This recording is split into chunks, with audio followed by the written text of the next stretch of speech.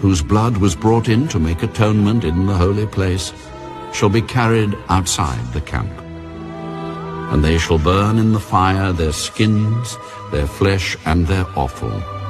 Then he who burns them shall wash his clothes, and bathe his body in water, and afterward he may come into the camp. This shall be a statute forever for you.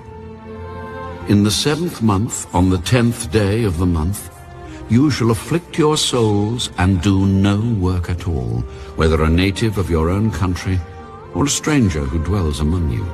For on that day the priest shall make atonement for you, to cleanse you, that you may be clean from all your sins before the Lord.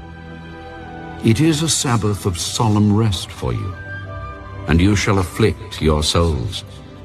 It is a statute forever. And the priest who is anointed and consecrated to minister as priest in his Father's place shall make atonement, and put on the linen clothes, the holy garments. Then he shall make atonement for the holy sanctuary. And he shall make atonement for the tabernacle of meeting and for the altar. And he shall make atonement for the priests and for all the people of the assembly. This shall be an everlasting statute for you, to make atonement for the children of Israel, for all their sins, once a year. And he did as the Lord commanded Moses.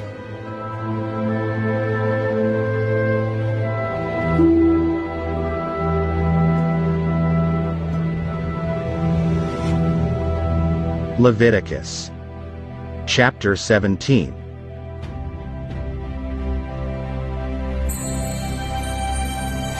And the Lord spoke to Moses.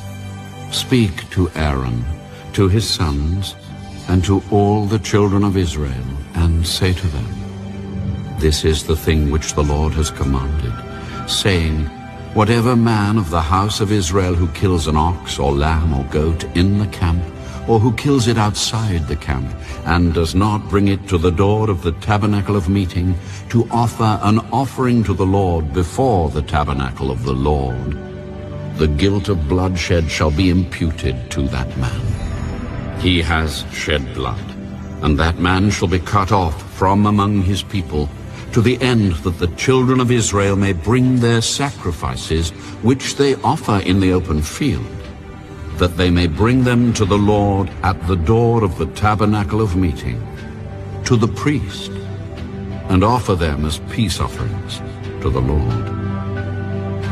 And the priest shall sprinkle the blood on the altar of the Lord at the door of the tabernacle of meeting, and burn the fat for a sweet aroma to the Lord. They shall no more offer their sacrifices to demons, after whom they have played the harlot. This shall be a statute forever for them, throughout their generations. Also you shall say to them, Whatever man of the house of Israel, or of the strangers who dwell among you, who offers a burnt offering or sacrifice, and does not bring it to the door of the tabernacle of meeting to offer it to the Lord, that man shall be cut off from among his people.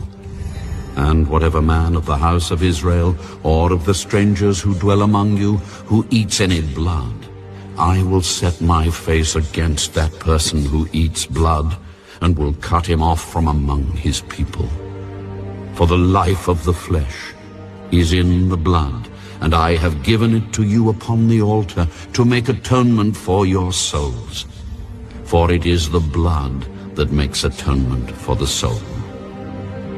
Therefore I said to the children of Israel, No one among you shall eat blood, nor shall any stranger who dwells among you eat blood.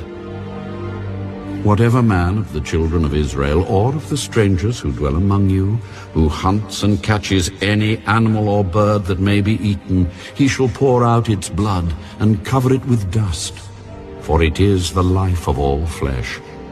Its blood sustains its life. Therefore I said to the children of Israel, You shall not eat the blood of any flesh, for the life of all flesh is its blood. Whoever eats it shall be cut off. And every person who eats what died naturally, or what was torn by beasts, whether he is a native of your own country or a stranger, he shall both wash his clothes and bathe in water, and be unclean until evening. Then he shall be clean. But if he does not wash them or bathe his body, then he shall bear his guilt.